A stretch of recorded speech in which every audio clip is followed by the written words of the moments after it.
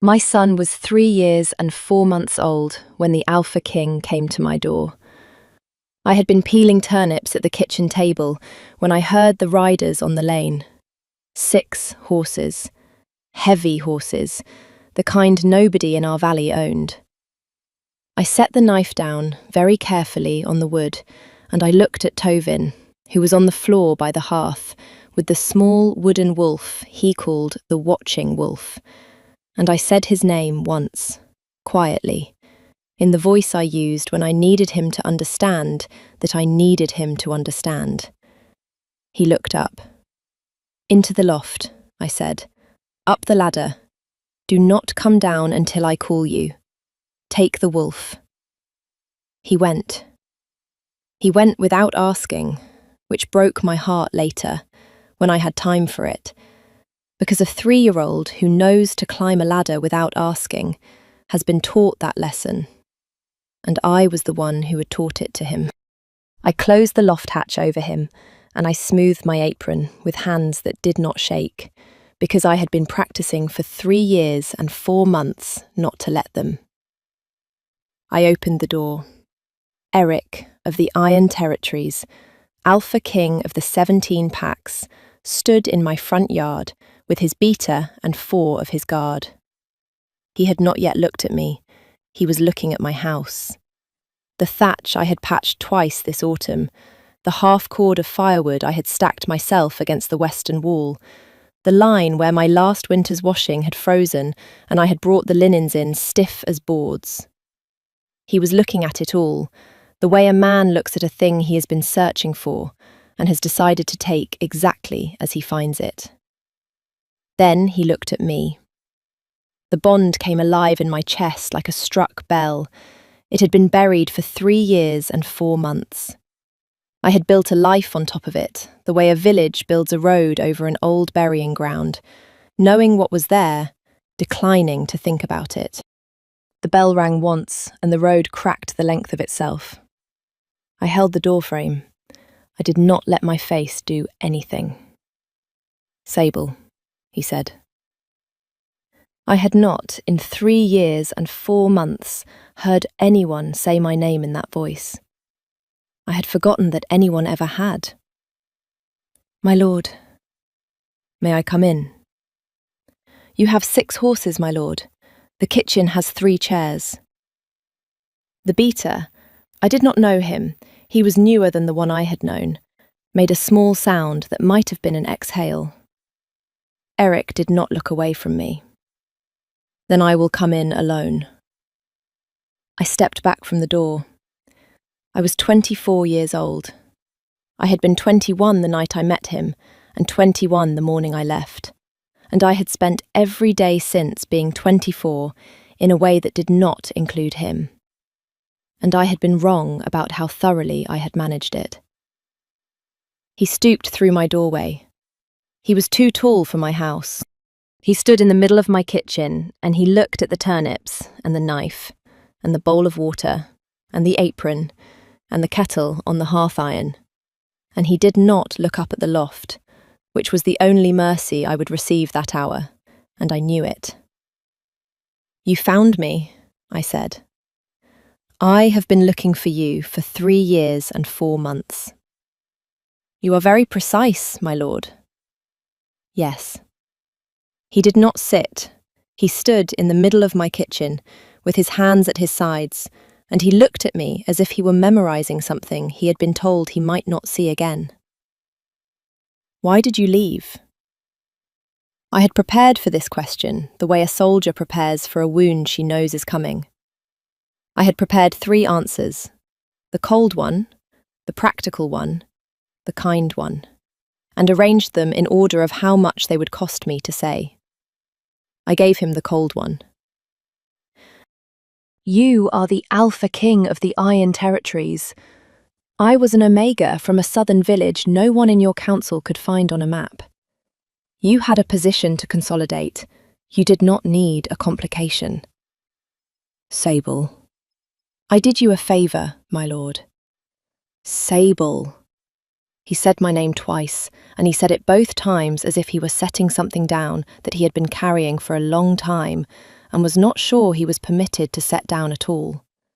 And I felt the bond ring again, and I held the door frame behind me with my left hand, because my right hand was, for the first time in 3 years, beginning to shake. "I heard the beater," I said. He waited. "The morning after, in the corridor outside your chambers, he told you the council would not accept it. He told you the bond would have to be formally severed by noon. He told you the sooner you sent for the cleric, the easier it would be on me." "That beater," Eric said, very slowly, "is no longer in my service." "I imagine not." "Sable, I did not send for the cleric." "I know." "You know?" "I felt it, my lord. I felt the bond every day for 3 years. I would have known if you had severed it. You did not." He closed his eyes. "I will tell you what I saw on the face of the strongest wolf alive in the middle of my kitchen in that moment, because if I do not tell you it, I will not be able to tell you the rest. I saw a man who had been holding a question for 3 years and 4 months and had just been answered. I saw the particular stillness of a man learning that the thing he had been afraid of was not true. I saw, in a face I had spent 3 years convincing myself I did not remember accurately, the exact thing I had been afraid I would see. He opened his eyes. "Why did you not come back?" "Because I had a reason not to, that I could not explain to you in a letter." "Sable, my lord, please, tell me." I did not tell him. I did not have to. The loft hatch opened. The small wooden wolf hit the floor first because Tovin had dropped it climbing down the ladder. And then Tovin himself came down the ladder, 1 rung at a time, the way I had taught him. And he came across my kitchen floor in his small wool stockings, and he stopped in front of the Alpha King of the Iron Territories, and he looked up. "Mama," he said. "He has the same eyes as the watching wolf." Eric did not move. He did not move for what I will swear, on every season I have lived through, was a full count of 3 seconds. And 3 seconds is a long time when you have been waiting 3 years. Then he knelt. He knelt slowly. He knelt the way a man kneels when he has just understood that the ground he is on is not what he thought it was, and he is bringing himself down to the height of the person who is going to explain it to him. He knelt to my son's height, and he looked at my son's face, and he did not reach for him. He did not touch him. He did not even speak first. He waited. He waited for Tovin to speak again, because my son had already begun the conversation. And Eric of the Iron Territories knew, in that moment, exactly whose conversation it was. "What is your wolf's name?" Tovin said. "He has no name yet," Eric said. "He has been waiting to be named.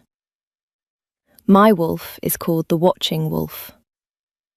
"That is a very good name." "Mama says you carved him." "Did she?" "She did not say it to me. She said it to the fire one night when she did not know I was there." Eric did not look at me. He kept his eyes on my son. I have, in my life, been grateful for many things. I have not in my life been more grateful than I was for the fact that the Alpha King of the Iron Territories did not look at me in the moment my son told him I had spoken his name to the fire. "What is your name?" Eric said. "Tovin." "Tovin. What is yours?" The Alpha King of the Iron Territories considered the question for what looked on his face like the most important consideration of his life. "My friends call me Eric," he said. Are we friends? I would like to be, if your mother permits it.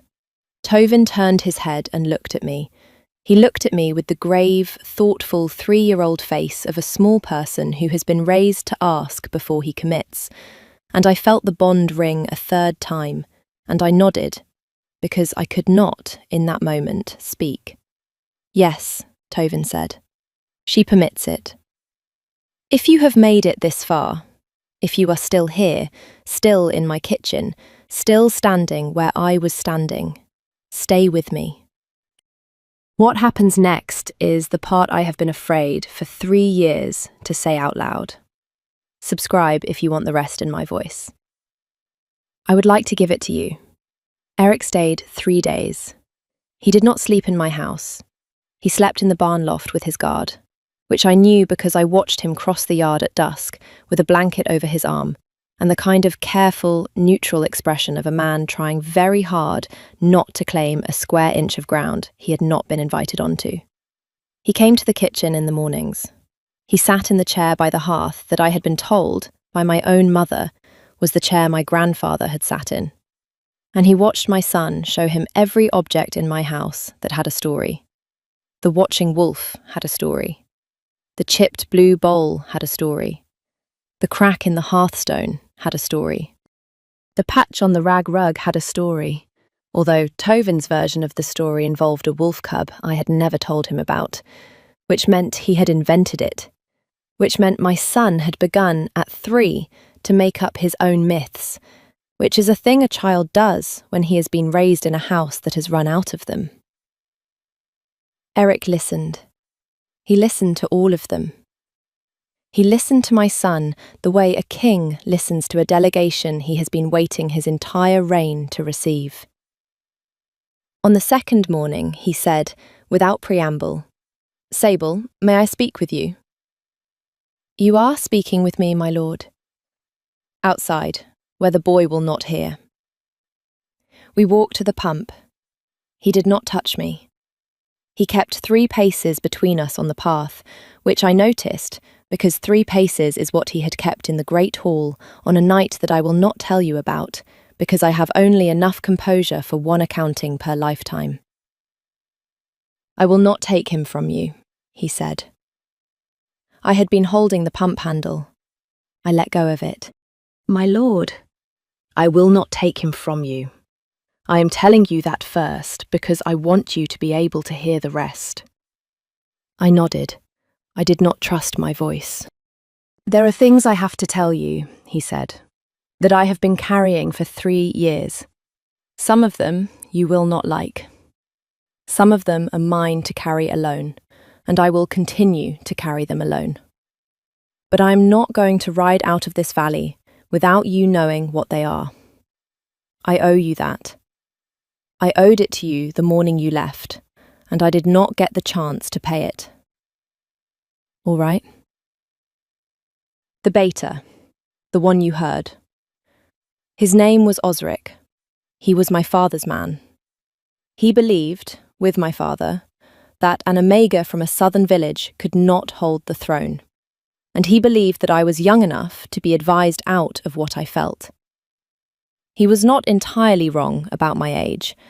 He was entirely wrong about the rest. You found out he had spoken to me. 3 months later, a scullery girl told me. She had been outside the kitchen door. She had heard him. She told me what he had said, and she told me you had walked out at dawn without your shoes, because your shoes were by the front door and you had not stopped for them. I had a second pair in my pack. I am glad. I looked at him. I dismissed him that night, Eric said. I dismissed him in front of the council. I have not had a beater who was my father's man since. The current beater is a man I chose. His name is Wulfric, and he has been searching for you, off the books, for 3 years. He has a wife and a daughter of his own. He understood the assignment. You did not ride the search yourself. I rode it for the first 18 months. My lord. I did. I rode every village in the southern provinces. I rode in plain clothes. I rode under a beater's banner. I did not find you because you had done something I had not anticipated. What had I done? You had not gone to your mother's people. No. Where did you go? I went to my father's. He had a sister he had not spoken to in 20 years. She lived in a village no one in the south knew the name of. She took me in for the winter without asking a single question. She died the next spring. I have lived in her house ever since. He absorbed this. I watched him absorb it. Tovin was born here, in this kitchen. Who attended you? The midwife from the next valley. I paid her with my mother's silver pin. I had nothing else. He closed his eyes. He closed them the way he had closed them when I told him I had felt the bond every day for 3 years, and he opened them more slowly this time, and he said, I'm going to have to tell you something now that I cannot, in conscience, not tell you. And it is going to be the hardest thing I have said to you yet. Tell me. My cousin Vasily knows about the boy. The bond rang a 4th time. It rang with cold. I felt it travel down my arms and into my fingers and stop in my palms, where it sat like frost. How? He has had a man watching this valley for 8 months. He did not tell me. He told the council last week. He has filed a claim that the child is a pack law foundling and must be brought to the Iron Seat for examination of his bloodline and assignment of his pack. He has filed it under the authority of the council airline, which is his while I am unmated. He has, in effect, asked the council to remove your son from your custody. I did not let go of the pump handle, because I had already let go of it once and could not afford to do it twice. When? His men were 3 days behind me. They will be here by tomorrow night. What will they do? They will try to take him. They will not succeed. No, Eric said. They will not. He looked at me the way he had looked at me in the doorway. He looked at me with the bond ringing between us like a forge bell, and he said, very quietly, Sable, I am going to ask you something. You may say no. If you say no, I will defend the boy with my life. And you will never see Vasily's men in this valley again, and you and Tovin will continue your lives in this house, and I will go home, and I will do what I have done for 3 years, which is leave you in peace. And if I say yes? If you say yes, I will name him publicly tomorrow on the open road in front of my guard and Vasily's men both. And I will name him as my son and as my heir. And I will name you as the mother of the heir of the Iron Territories. And Vasily will lose his claim on the line in the space of 1 sentence. And the rest of our lives will be the consequence of that sentence. My lord, I am not asking you to come back to the fortress with me. I am not asking you to be Luna. I am asking you to let me protect him in public, because in private I have not been allowed to, and I am willing to accept that, but I will not, Sable. I will not let him be carried out of this valley by a man who is using him as a piece on a board. And me. You I will protect either way. You do not have to ask. I let go of the pump handle. Yes, I said. You do not have to decide now. I have decided. Sable. I have decided. He is your son. He has always been your son. I have been afraid of what it would cost him to be your son, and I was wrong to be afraid alone. Name him. He did not move. He did not reach for me. He did the thing his face did when it was deciding not to do something.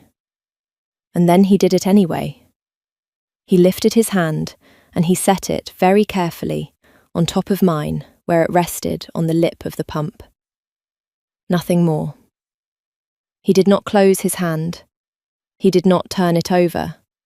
He set his palm over the back of my hand, and he left it there for a count of 3, which is, as we have established, a long time. "Thank you," he said. That was the 3rd time in 3 years that anyone had said that word to me in a voice I believed. The Silly's men came at noon the next day. There were 8 of them. They came up the lane the way Eric had come up the lane, on heavy horses, with the cousin himself at the front of the column, in a grey wool coat I would later learn cost more than my house. The Silly looked, when he saw the king's banner already on my fence, the way a man looks when he has overplayed a hand he did not know was being watched. He recovered quickly.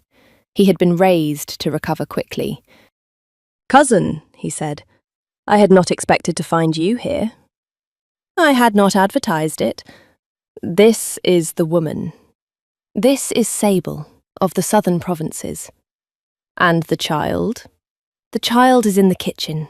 He is not coming out. Eric, the council has issued nothing it can enforce on this lane without a witness from the king's line. I am the king's line. I am the witness. I am also, as it happens, the second party in the matter the council was asked to rule on, and I am declining to recuse myself because this matter is no longer council business." "And why is that?" Eric did not look at me.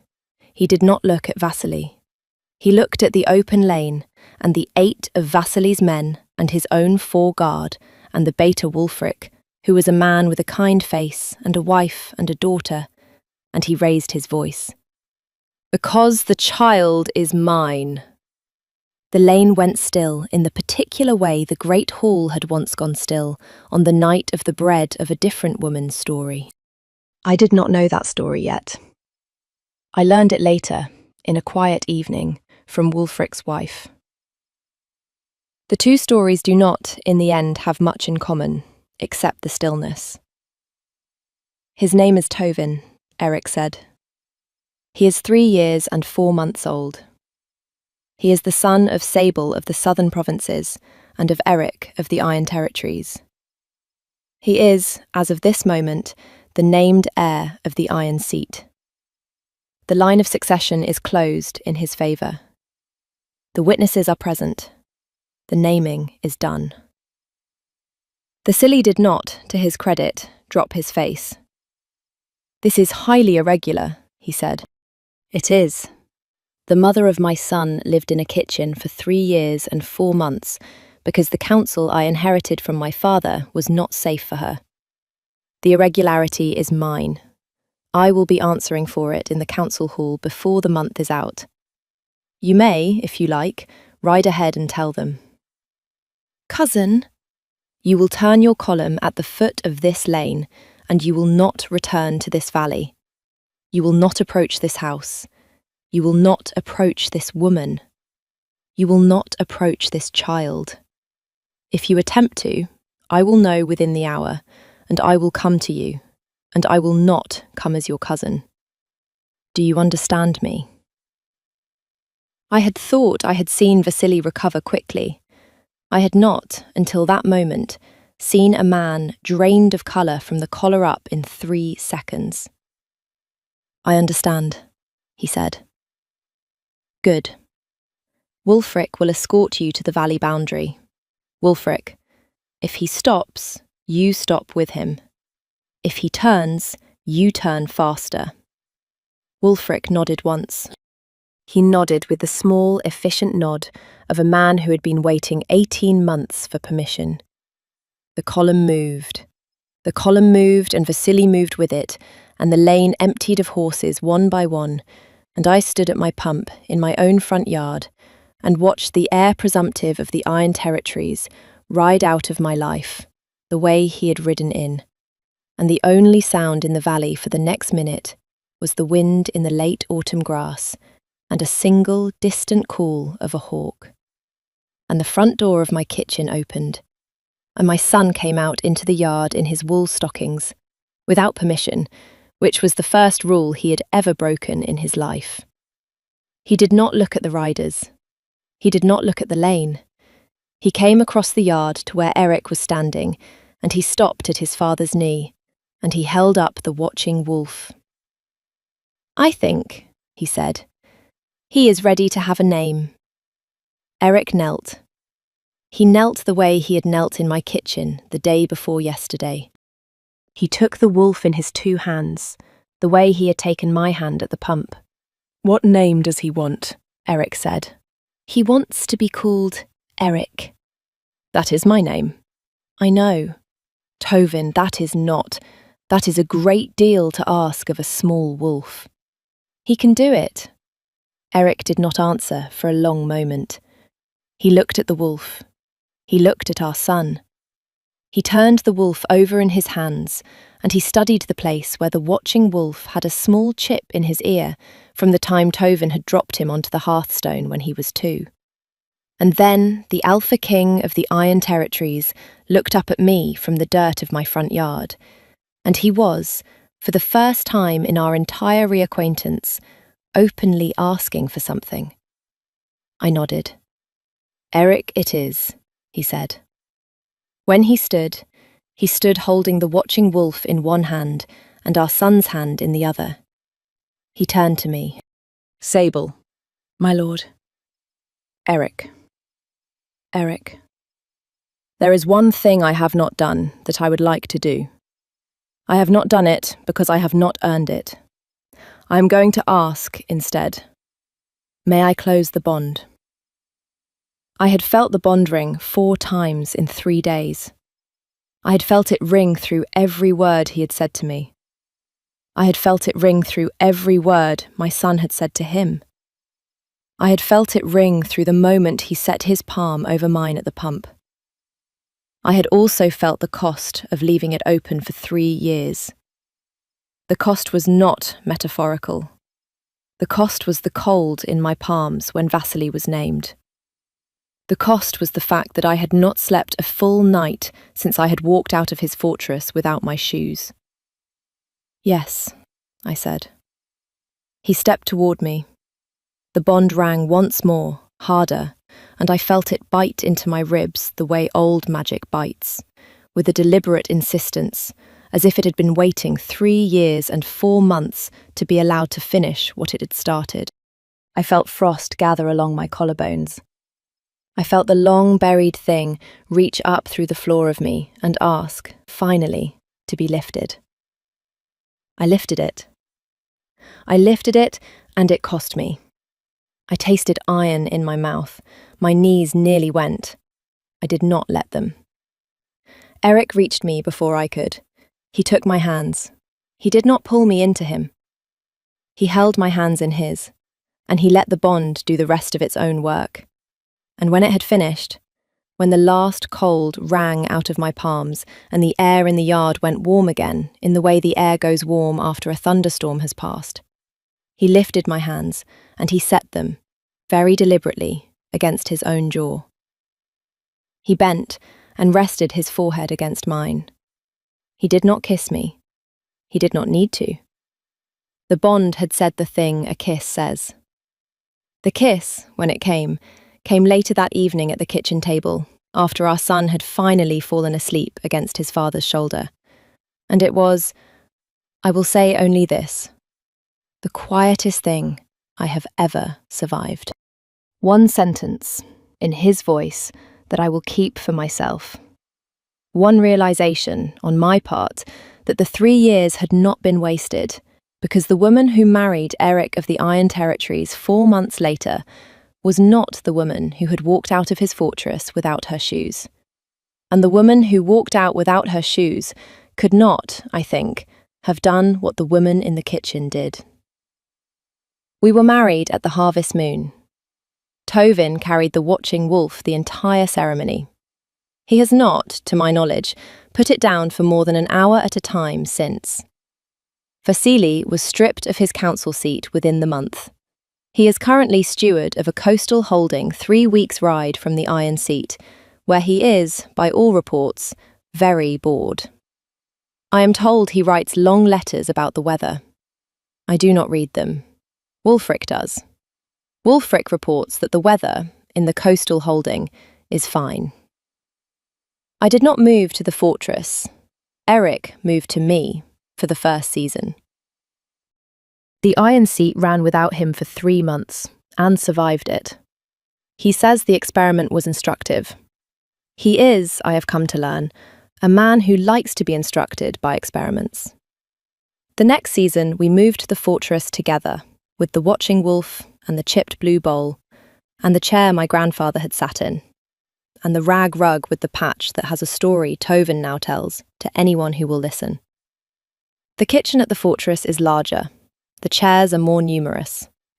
The watching wolf has been given a shelf of his own in a long stone hall that has, until recently, been short on small wooden things. Tovin is 4 now. He calls Eric father in formal company, and Eric in private, which is, I have decided, exactly correct. He has begun to learn to read. He is teaching the watching wolf at the same time, on the grounds that the wolf has been waiting longer. It has been, I will tell you honestly, a strange thing to be loved by the Alpha King of the Iron Territories.